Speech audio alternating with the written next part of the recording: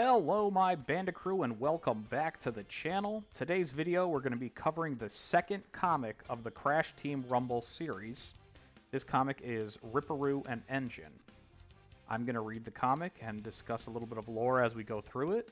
I hope you enjoy, and without further ado, let's just jump into it. Toys for Bob presents Riperoo and Engine. Based on my calculations, if we presume that the relic stations interpret team affiliation at the point of pressure activation, Ripper, we should be able to finally influence boost advantages in our favor. Ripper! Ripper! Come help me, you bouncy fool! So, Riperoo's inner monologue is actually Sir Riperoo, or Gentleman Roo, whatever you want to call him, the top hat Roo. And you can see the notes that he was drawing is actually like a smiley face with a tongue sticking out. Engine says, "When you're done with whatever it is you're doing, I need an extra pair of legs. I think together we can pry open this relic station's lid." Then you see Riperoo bouncing around here. Then you see Riperoo, he's all over the place. And it's cool because it has all the power-ups from the game. You have the bouncy crates there on the bottom, the TNT crates. You have one of the piranha spitter plants on the far right there.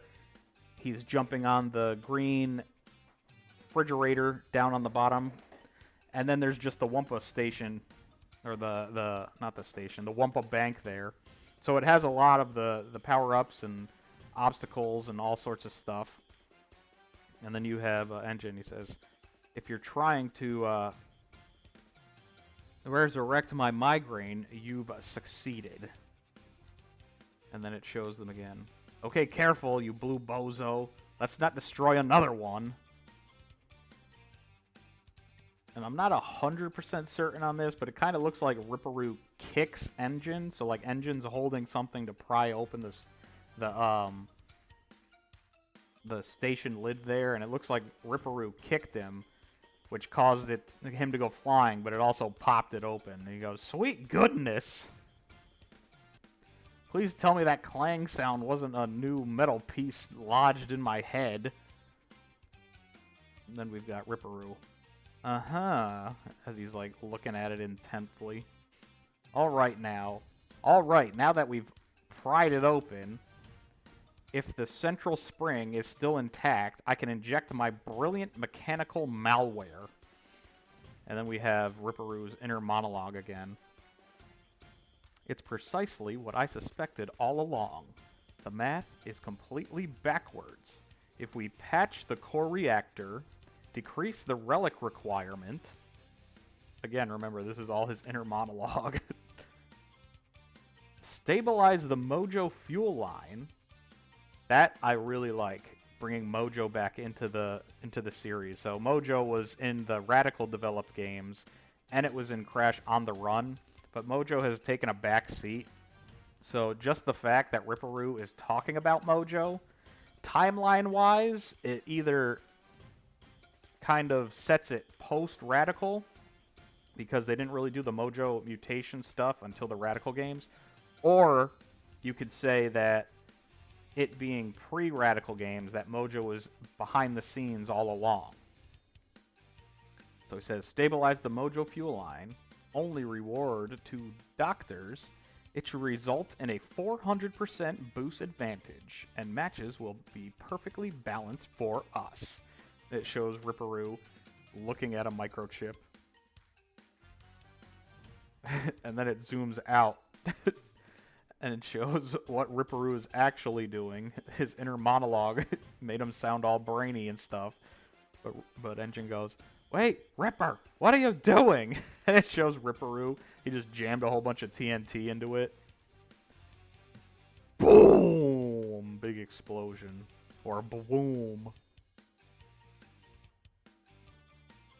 And then we got Engine here. Ugh. Thought I was about to become the world's smartest pile of ashes. Pop. Spark. Crack. That's new.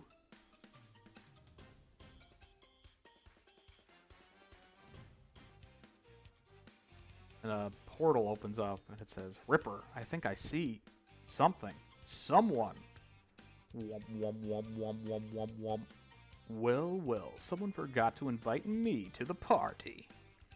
And if you are a super nerd like myself, you know that that is actually a quote that Ripto said in the Spyro series. So that is Ripto speaking on the other side of the portal.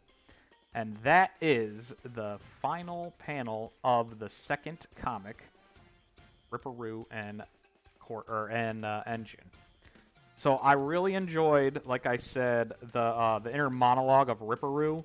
This stuff, it's cool to me. Like, Riperoo has two personalities depending on, like, the game that you play. In Crash Bandicoot 1, he's just bouncy Riperoo. And then in Crash 2, after he had all of his therapy and his stuff, he was Gentleman Roo at the start. But then when he would get TNTs and Nitros exploding him, he'd go crazy again. And he was also Gentleman Roo in Crash Bash. But it's just cool to bring stuff like that back. It's like a nice nod to continuity and stuff. And how they had, like, the square root over or under 0 minus 2 equals screw.